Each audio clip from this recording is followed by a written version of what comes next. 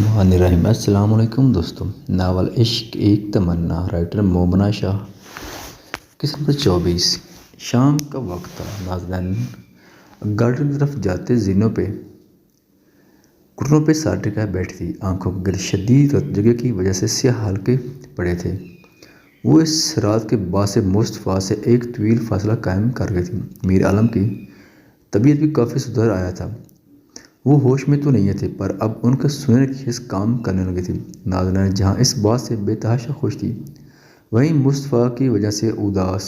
उसकी आसान से ज़िंदगी मुश्किल सी हो गई थी।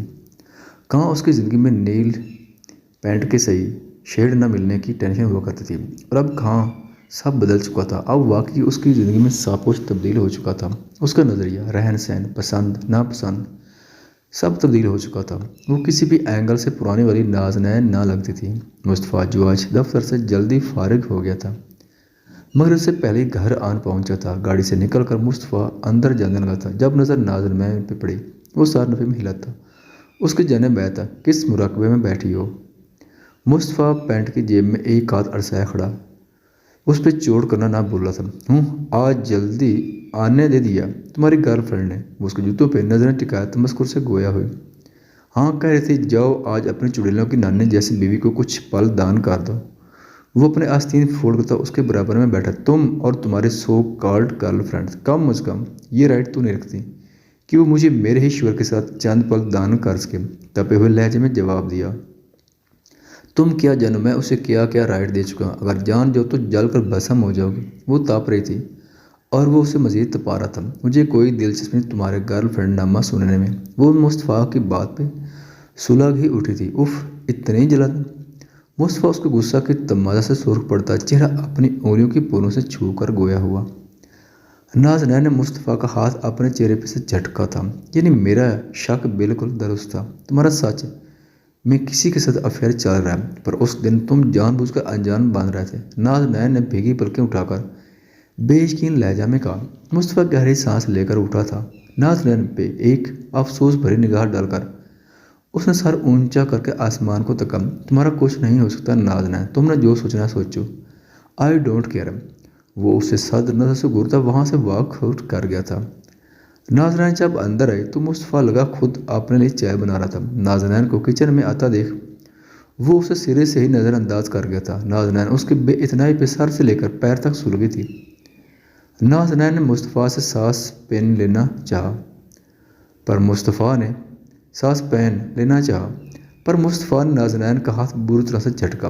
वो सांस पेन खुद चूल्हे पर रखकर उसमें पानी उंडेल रहा था। नाज़नीन पत्ती चीनी के जार उठाकर लाई थी। मुस्तफ़ा उसे मुकम्मल तौर पर नज़रअंदाज कर रहा था। नाज़नीन को नाचार दोनों जार स्लेब पे धरने पड़े। लाबुक चलती वो उसके बिगड़े तेवर कई लम्हों तक तकती रही। हिम्मत मुजतमा करके उसने अपनी बात कही। सही सही सी बता कि औरतें कि तुम्हारा कोई अफेयर है या नहीं? उसने मुंह फुला कर कहा। वो सच में कन्फ्यूज़ हो गई थी।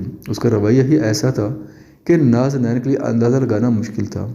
मुस्तफ़ा ने उसे कोई जवाब ना दिया। वो उसकी चुप्पी पे सर से लेकर पैर तक सुलगी थी। देखो, अब भी तुम चुप हो, या तुम हर वक्त गर्लफ्रेंड का आलाप जापते रहते हो, और या फिर मेरी किसी बात का कोई जवाब ही नहीं देती। तुम ही बताओ, आखिर मैं अपना शक ख़त्म करूं भी तो कैसे करूं? वो आंखों में आंसू लिए आज ऐसी खड़ी थी। जब तुम्हें मुझ पे भरोसा ही नहीं तो क्या फ़ायदा इन सब बातों का? मुस्तफ़ा ने सादा लहजा में कहा। भरोसा है। उसने अपनी बात पर जोर दिया। ये कैसा भरोसा है जहाँ मुझे चंद अल्फाज का सहारा लेकर तुम्हें ये बताना पड़ेगा कि मैं अपनी ज़िंदगी में कभी कोई गलत हरकत नहीं कर सकता। उसने अपनी संजीदा नज़र नाज़नीन के नाम आंखों में गाड़ी थी। और रही बात मेरे अफेयर की, तो नहीं, मेरा कोई अफेयर नहीं चल रहा। वो चाय 2 कपों में उंडेल कर निकल गया था। ये चाय 2 कपों में क्यों ले जा रहे हो? नाज़नीन ने पूछे बिना नाराज़ के। अपनी गर्लफ्रेंड के लिए। मुस्तफ़ा ने चिड़े हुए लहजे में जवाब दिया। अब तो मुझे गुस्सा दिला रहे हैं। नाज़नीन उसके पीछे पीछे चलने लगी थी। उसका मैं कुछ नहीं कर सकता। अब तुम्हें उम्र का तकाजा होने लगा है। मुस्तफ़ा ने ठंडे लहजा में कहा। What do you mean by उम्र का तकाजा? नाज़नीन भड़की। मुस्तफ़ा ने ट्रे डाइनिंग टेबल पर धरते एक तनगीती निगाह उस पर डाली और बिना जवाब दिए कद अदम विंडो के पर्दे हटाए। शाम गहरी होने में अभी वक्त था।